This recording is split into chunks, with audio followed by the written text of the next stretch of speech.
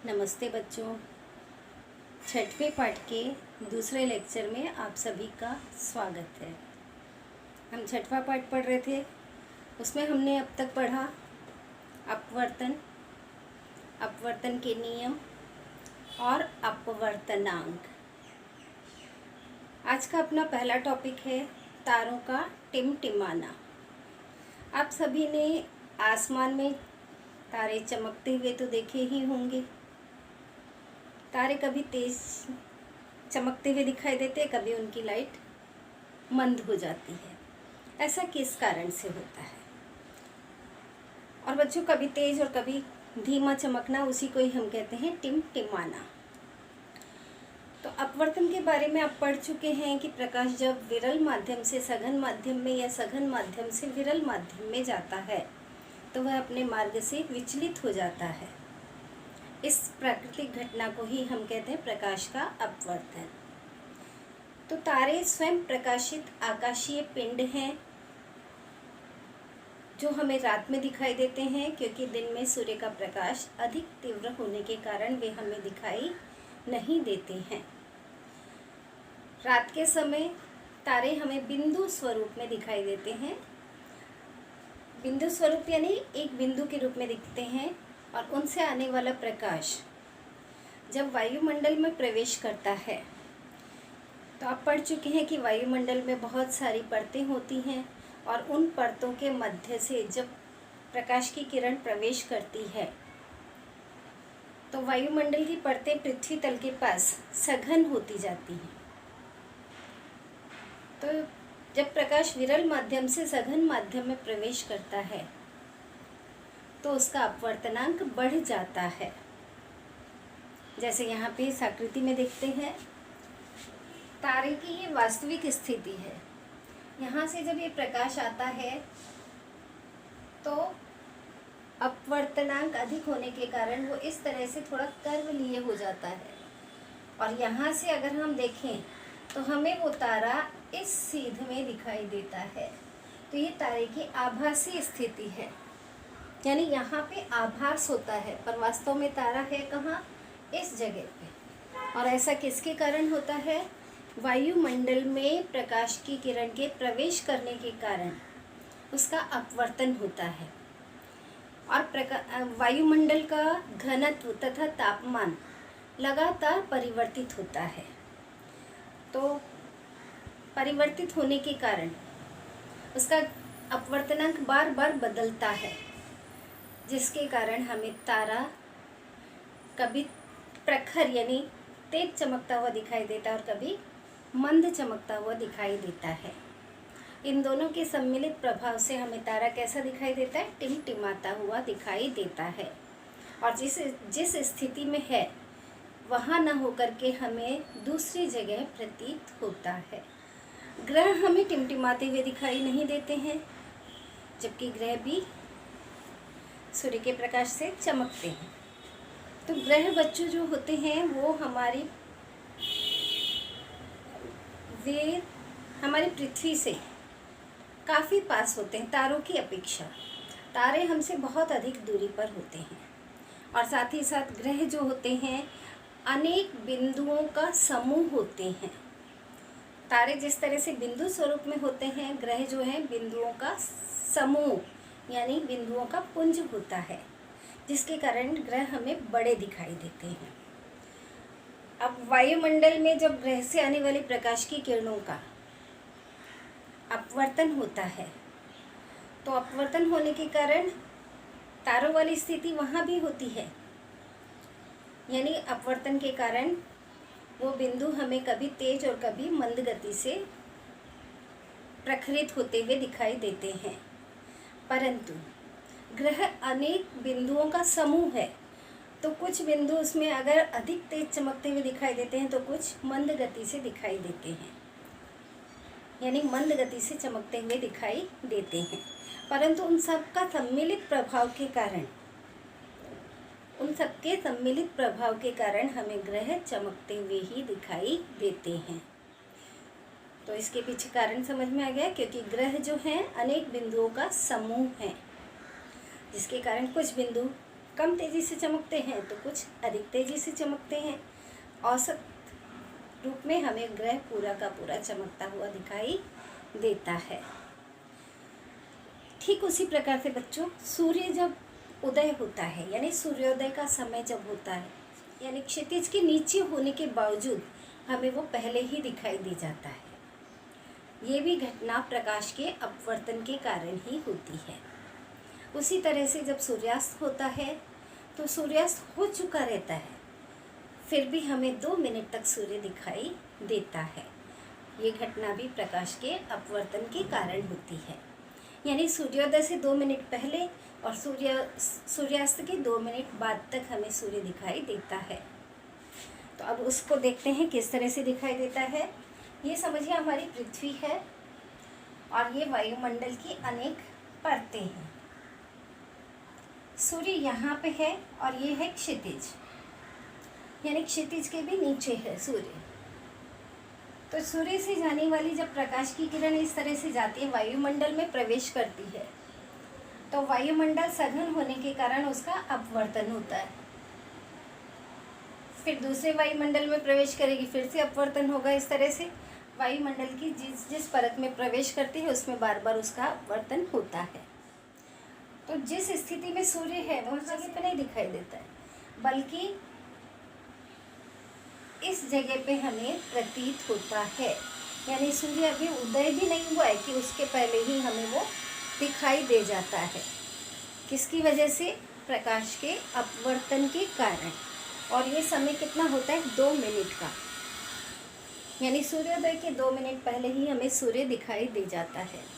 उसी तरह से जब सूर्यास्त होता है, सूर्य क्षितिज के नीचे चला जाएगा, सेम इसी स्थिति में इधर की साइड में नीचे आ जाएगा। तो नीचे पहुंच गया, फिर भी वो प्रकाश के अपवर्तन के कारण हमें ऊपर दिखाई देता है। और ये समय भी कितना होता है? 2 मिनट का। यानी कुल कितने मिनट हो जाते हैं? 4 मिनट। पहला पॉइंट है अपना प्रकाश का विक्षेपण। प्लास्टिक की पट्टी को लेकर के प्रकाश के मार्ग में रख करके और उसे धीरे धीरे इस तरह से टेढ़ा करते जाए तो एक स्थिति ऐसी आती है कि उसमें से हमें 7 रंग दिखाई देते हैं। ये 7 रंग आपने सीढ़ी में भी देखे होंगे, साबुन के झाग में भी देखे होंगे, या बारिश में तेल गिरा रहता है वहाँ भी आपने इन 7 रंगों का अनुभव किया होगा। तो ये 7 रंग कहाँ से दिखाई देते हैं? सूर्य का प्रकाश जब विरल माध्यम से सघन माध्यम में आता है तो उसका अपवर्तन होता है, ये आप पढ़ चुके हैं। तो यहाँ पे एक ये प्रिज्म है। प्रिज्म जो है ये कांच का बना रहता है। इसमें जब सूर्य का प्रकाश प्रवेश करता है तो प्रवेश करने के बाद अगर ये प्रिज्म नहीं होता, प्रिज्म यानी ये तिकोनी आकृति कांच की बनी हुई है, और ये नहीं होती तो सूर्य का प्रकाश किस सीध में जाता? इस तरीके से जाता। और कांच हवा की अपेक्षा सघन माध्यम होने के कारण प्रकाश का अपवर्तन होता है, और ये क्या करता है? प्रकाश की किरणों को 7 रंगों में विभाजित कर देता है। और जब ये 7 रंग बाहर निकलते हैं तो लाल रंग सबसे ऊपर होता है और बैंगनी रंग सबसे नीचे होता है। और 7 रंगों की एक सुंदर सी पट्टी दिखाई देती है। इन 7 रंगों का क्रम इस तरह से रहता है: लाल, नारंगी, पीला, हरा, आसमानी, नीला और बैंगनी। इनको आसानी से पढ़ सके इसलिए इसे पढ़ा जाता है नीचे से ऊपर की तरफ, विबग्योर, या फिर बे आनी हपी नाला। और ये नीचे से ऊपर है, यानी ऊपर ये रंग होगा: बैंगनी, आसमानी, नीला, हरा, पीला, नारंगी, लाल। और ये याद रखना है कि ये क्रम कैसे हैं? नीचे से ऊपर। तो नीचे से ऊपर यानी लाल रंग की जो प्रकाश की किरण है उसका अपवर्तन सबसे कम होता है। और जो बैंगनी रंग के प्रकाश की किरण है उसका अपवर्तन सबसे अधिक होता है, इसलिए बैंगनी रंग की किरण सबसे अधिक झुकती है। और लाल रंग की किरण का अपवर्तन सबसे कम होने के कारण वो सबसे कम झुकती है, जिसके कारण वो सबसे ऊपर रहती है। यहाँ पे हम ये भी कह सकते हैं कि जो प्रकाश की किरण का तरंग दैर्ध्य है वो 400 से लेकर के 700 नैनोमीटर तक होता है। तो बैंगनी रंग के प्रकाश की किरण का तरंग दैर्ध्य 400 नैनोमीटर होता है और लाल रंग की प्रकाश की किरण का तरंग दैर्ध्य 700 नैनोमीटर होता है। अब बच्चों एक प्रश्न आपकी बुक में दिया हुआ है, दो प्रिज्मों की सहायता से श्वेत आपतित प्रकाश से श्वेत निर्गत किरण कैसे प्राप्त करोगे। तो दो प्रिज्मों की सहायता से, देखिए यहाँ पे दो प्रिज्मों की आकृति बनाई है। ये पहला प्रिज्म है P1 और ये है P2 दूसरा प्रिज्म। इसमें से जब प्रकाश की किरणें जा रही हैं तो ये वर्ण विक्षेपण की ही तरह उसके सातों रंग अलग अलग हो जाते हैं। ये ऊपर रेड कलर है और नीचे वॉयलेट कलर यानी बैंगनी कलर। जब ये प्रकाश की सातों किरणें इस दूसरे प्रिज्म में इस तरह से जाएंगी, दूसरा प्रिज्म इस तरह से रखा हुआ है, और जब उसमें से जाती हैं तो उन किरणों का फिर से क्या होता है, अपवर्तन। और अपवर्तन होने के पश्चात जो किरण बाहर निकलती है वो एक ही किरण होती है और कैसी होती है, श्वेत प्रकाश की किरण के रूप में। यानी पहला प्रिज्म 7 किरणों में विभक्त कर रहा है, दूसरा किरण उन सातों रंगों को फिर से श्वेत की प्रकाश की किरण में रूपांतरित कर देता है। टंगस्टन बल्ब का प्रकाश प्रिज्म में से जाते समय उसका विक्षेपण होता है और हमें रंग बिरंगा वर्णक्रम दिखाई देता है। पर अगर टंगस्टन बल्ब के स्थान पर एलईडी बल्ब का प्रयोग किया जाए तो क्या हमें वैसा ही रंग बिरंगा वर्णक्रम दिखाई देगा। तो इसका उत्तर है टंगस्टन बल्ब सूर्य के प्रकाश के बल्ब के ही समान प्रकाश के रंगों का वर्ण विक्षेपण कर देता है, जिसके कारण हमें 7 अलग अलग रंग दिखाई देते हैं, यानी रंग बिरंगा वर्णक्रम प्राप्त होता है। परंतु एलईडी बल्ब जो होता है उसके प्रकाश में 400 नैनोमीटर से लेकर के 700 नैनोमीटर के बीच की तरंग दैर्ध्य वाली किरणें नहीं होती हैं और 400 से लेकर के 700 नैनोमीटर के बीच की तरंग दैर्ध्य वाली प्रकाश की तरंगों के कारण ही हमें वर्णक्रम दिखाई देता है। तो अब एलईडी में 400 से लेकर 700 नैनोमीटर तरंग दैर्ध्य वाली किरणें ही नहीं है, इसलिए हमें रंग बिरंगा वर्णक्रम प्राप्त नहीं होगा। बच्चों अगला अपना टॉपिक है आंशिक और पूर्ण आंतरिक परावर्तन। ये एक बड़ा सा पानी का टैंक है और उस टैंक के अंदर पानी भरा हुआ है और उसके अंदर एक बल्ब जल रहा है। तो बल्ब में से निकलने वाला प्रकाश, पानी चूंकि कैसा माध्यम है, पारदर्शी माध्यम है, और बाहर कैसा माध्यम है, हवा, जो कि विरल माध्यम है पानी की अपेक्षा, और ये कैसा है, सघन माध्यम। तो आप ये पढ़ चुके हैं कि जब प्रकाश की किरण सघन माध्यम में से विरल माध्यम में जाती है तो अभिलंब से दूर हट जाती है। तो ये प्रकाश स्रोत यानी बल्ब से जो प्रकाश की किरण निकल रही है, अगर वो सीधी दिशा में इस तरह से अभिलंब की दिशा में जाती है तो उसका वर्तन नहीं होता है और वो सीधे निकल जाती है। और अगर तिरछी दिशा में जा रही है, आपतन कोण बन रहा है, तो ऐसी स्थिति में क्या होता है, प्रकाश की किरण जब विरल माध्यम में जा रही है तो अभिलंब से दूर हट रही है। साथ ही साथ बच्चों उसका कुछ मात्रा में आंशिक परावर्तन भी होता है, और परावर्तन के नियमों के अनुसार ही होता है, यानी जितना आपतन कोण बनता है उतना ही परावर्तन कोण बनता है। पर अपवर्तन कोण का मान आपतन कोण की अपेक्षा अधिक होगा, क्योंकि ये माध्यम सघन है और ये माध्यम विरल है।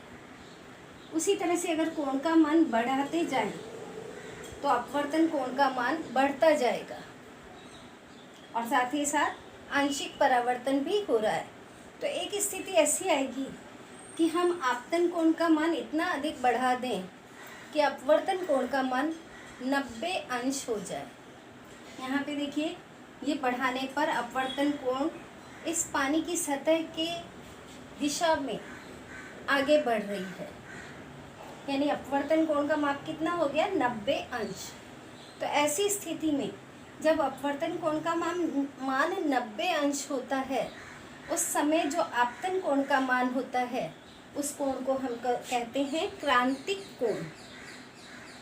यानी आपतन कोण का मान इतना बढ़ा दें कि अपवर्तन कोण का मान 90 अंश हो जाए, तो उस समय आपतन कोण के मान को हम क्या कहते हैं, क्रांतिक कोण।